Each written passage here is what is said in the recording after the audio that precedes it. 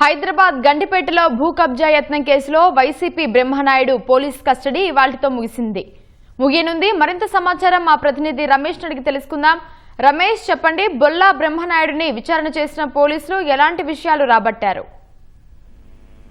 AP మాజీ MLA Bolla Brahmanaidu police custody ఈ రోజుతో ముగియనుంది. అయితే ఇప్పటికే కస్టడీలో భాగంగా 2 రోజుల పాటు అతన్ని పోలీసులు అయితే యుఓడబ్ల్యూ పోలీసులు అతనైతే విచారించడం జరిగింది. విచారణలో భాగంగా సుదీర్ఘంగా ప్రశ్నించిన యుఓడబ్ల్యూ పోలీసులు అతని నుంచి కొంతవరకు సమాచారం రాబట్టినట్లు కూడా తెలుస్తుంది. అయితే గండిపేటలోని ప్రభుత్వ భూమిని కబ్జా చేసేందుకు మొత్తం 5 నకిలీ జీవోలను ఇటు ప్రభుత్వ భూమిని ప్రైవేటు వ్యక్తులకు కూడా కట్టుబెడుతున్నట్లు కూడా 5 జీవోలను కూడా తీసుకొచ్చినట్లు కూడా ఫిర్యాదు మేరకు అయితే పోలీసులు కేసు నమోదు చేసుకుని కూడా దర్యాప్తు చేస్తున్న భాగంగా దాంట్లోనే బొల్ల బ్రహ్మనాయుడును దాదాపు 12 కోట్ల వరకు కూడా దీనికి సంబంధించి కూడా కొంతవరకు లావాదేవీలు జరిగాయి.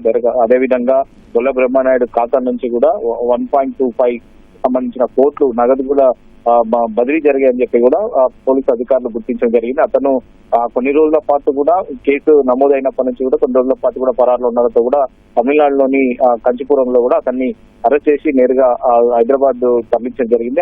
తరలించిన తర్వాత ప్రాథమిక సమాచారం దర్యాప్తులో భాగంగా కొంతవరకు సమాచారం అయితే తీసుకోవడం జరిగింది. అనంతరం అతన్ని ఇటు కోర్టులో హాజరుపరిచి రిమాండ్ తరలించడం జరిగింది. అయితే 3 రోజుల పాటు కూడా రంగారెడ్డి జిల్లా కోర్టు ఇచ్చిన ఆదేశాలతో కూడా 3 రోజుల పాటు పోలీస్ కస్టడీ తీసుకొని దాంట్లో కీలక విషయాలు రాబట్టాలని కూడా పోలీసు అధికారులు అయితే భావించడం జరిగింది. ఈ రోజు 3వ రోజు ముగియడంతో కూడా దాదాపు సాయంత్రం 5 గంటల వరకు కూడా పోలీస్ కస్టడీలో భాగంగా అతనైతే విచారించనున్నారు. 5 తర్వాత కూడా వైద్య పరీక్షల అనంతరం మరొకసారి కోర్టులో హాజరుపరిచి నేరుగా జైలుకి అయితే తరలించనున్నారు. ఇప్పటికే కేవలం అంటే ఈ నకిలీ జీవోలకు సంబంధించి వెనక ఇంకెవరెవరు ఉన్నారు, ఎవరు అవసరం ఉందన్నది కూడా ప్రధానంగా అధికారులు అయితే అతనైతే ప్రశ్నించడం జరుగుతుంది. దాంట్లో భాగంగానే దీంట్లో కొంతవరకు లావాదేవీలు జరిగినట్లు కూడా ఇప్పటికే గుర్తించినప్పటికీ దాంట్లో ఆయన అంటే ఎవరెవరికి లావాదేవీలు జరిగింది దానికి సంబంధించిన ఇంకా ఎవరైనా ఉన్నారన్న కోణంలో అధికారులు అయితే దర్యాప్తు చేసిన ప్రస్తుతం కొంతమందిని ఇప్పటికే అరెస్ట్ చేసినప్పటికీ మరికొంతమంది నిందితులను ఇప్పటివరకే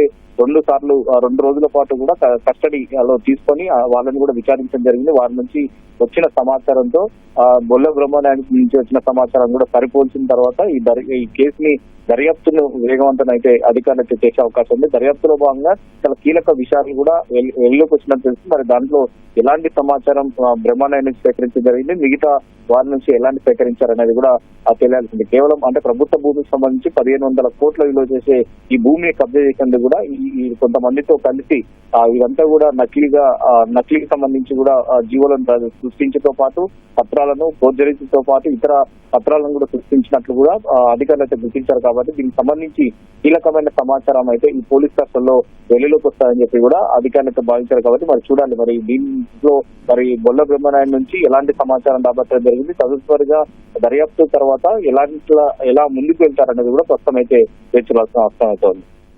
రైట్, ధన్యవాదాలు రమేష్.